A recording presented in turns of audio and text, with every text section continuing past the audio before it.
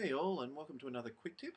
Today I'm going to be showing you the BLearn Grade Center. Now, I remind you, BLearn will replace WebCT next year, and with it comes a new way of managing the grades. And in fact, I'll focus on how it's a significant improvement on what we're used to in WebCT. So let me get stuck in.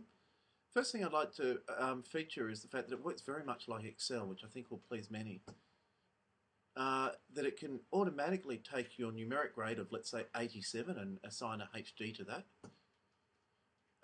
It has the notion of calculated columns and this really neat feature called Smart Views. So let me get stuck in now. Alright, so I'm logged into BLearn and I'm in a fictitious subject, and I've clicked down to the Grade Center, which is available on the left hand side. And what I'm presented then on the right side is very much at first glance like you would expect in WebCT. I'm just going to close this side panel down to give us a bit more screen. Okay, so clearly there are a number of columns here, and the thing which is most notably different and better in BLearn is if I want to start entering results into these columns, I can simply click in one and start typing. So I might put in 89 and hit return. And what it's done is not only has it entered that result directly into the system, but you'll note it's transposed that into a HD for me. Let me show you again. 67, well that's a credit, let's say 38, that's a fail. All I'm doing, by the way, is to type a number and hit return. And when I do that, like you'd expect in Excel, it bounces me down to the next cell.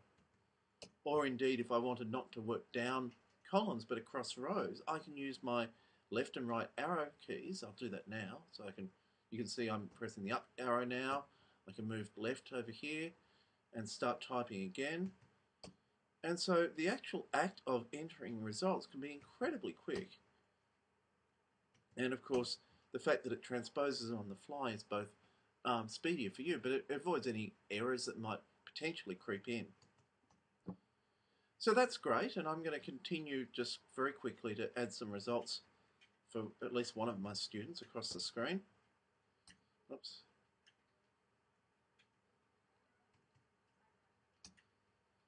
Now what I've put into this gradebook just to demonstrate is also a calculated column, which I'm calling weighted total.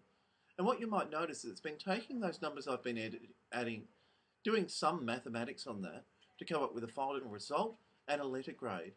I'll very quickly show you what the maths is doing behind the scene here. I'm going to edit this column just to show you the formula sitting behind it. It's quite common as we build our assessment instruments that some are worth more marks than others. And so you can reflect that if you like to in formulas which allow you to say, well, for instance, let's take 25% of assignment 1, add it to 25% of assignment 2, plus 10% of assignment 3, and the overall presentation at the end of it, that's worth 40%. So basically I can weight or standardize out those marks, and once I've given BLearn the formula, it does the rest for me.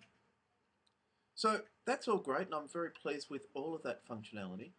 Another really exciting area for me is around the fact that you can actually view your grade center in ways that suit you. Now what I mean by that is under this heading of Grade Center, you've got these different views. The full Grade Center is what it says on the tin basically. It shows you everything that's in this subject, all the results. But if I wanted to show just those which relate to assignment pieces, I can show that. So now it's narrowed the number of columns so that's only showing me those that relate to assignments or to tests. And indeed, I've written my own, what they call Smart View, one which is for at risk. So what I want to do, I'll go back to the full Grade Center to explain this momentarily, is I would like it please to show me any students at risk, and I define at risk that they've got a weighted score, let me go across to that column, which is less than 40. That was the formula I put in. So what it's going to show me is all those students that I've really got to chase up and wonder why their assessments are still outstanding.